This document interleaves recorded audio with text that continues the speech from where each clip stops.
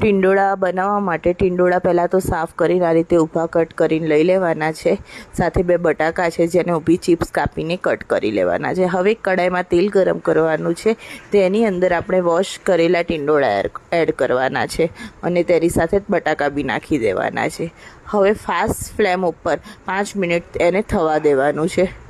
ત્યારબાદ મિક્સર જારમાં લસણ, કોથમીર, થોડા સિંગદાણા, તલ સાથે લેવાનું છે, આમચૂર પાવડર, જીરું લેવાનું છે, મીઠું, લાલ મરચું, હળદર, ધાણા જીરું પાવડર અને પાણી નાખીને આ બધાની એક સારી એવી સ્મૂથ પેસ્ટ બનાવવાની છે।